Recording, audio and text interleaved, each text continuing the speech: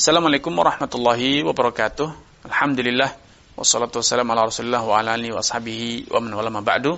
Kaum muslimin dan muslimat peserta grup Dirasat Islamiyah yang semoga senantiasa dirahmati Allah Subhanahu wa taala.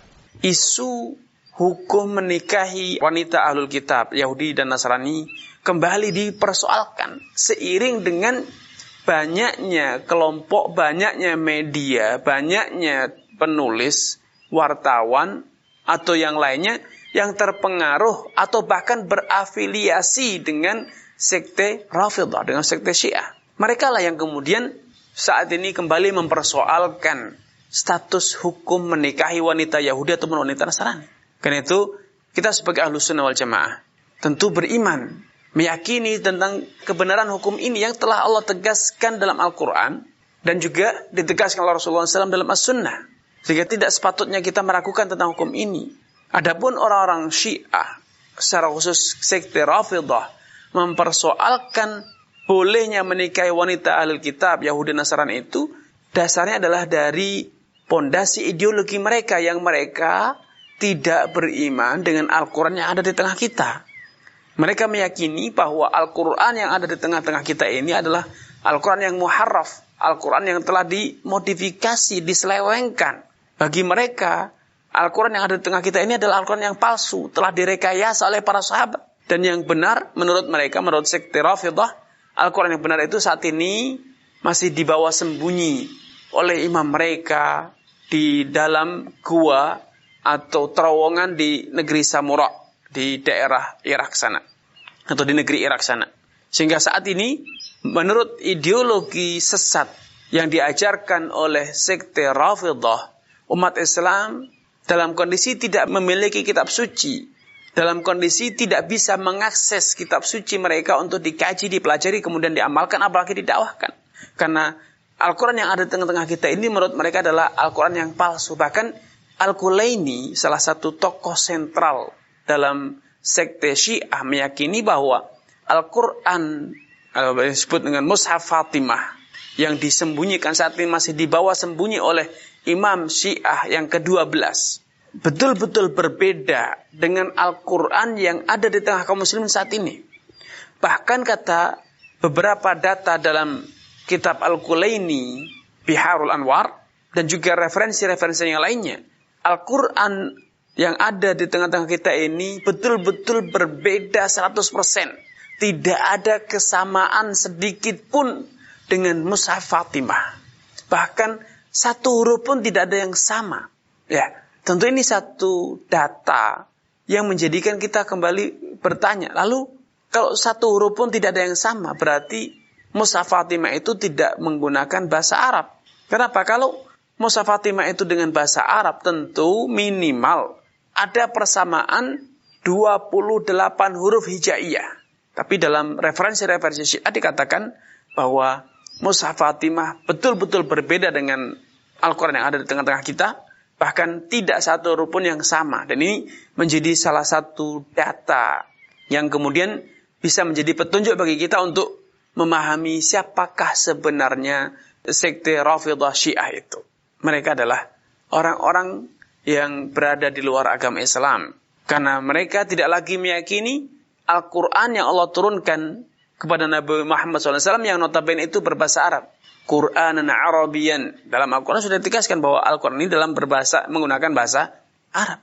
Baik, sehingga latar belakang adanya isu bahwa ketentuan menikahi wanita ahlul kitab, wanita Yahudi, wanita Nasrani ini katanya tidak relevan, bahkan itu sudah dianulir. Itu muncul gara-gara adanya interaksi, keterbukaan informasi, dan bahkan sebagian penceramah, sebagian tokoh agama betul-betul sudah terkontaminasi dengan pemahaman Rafidhah.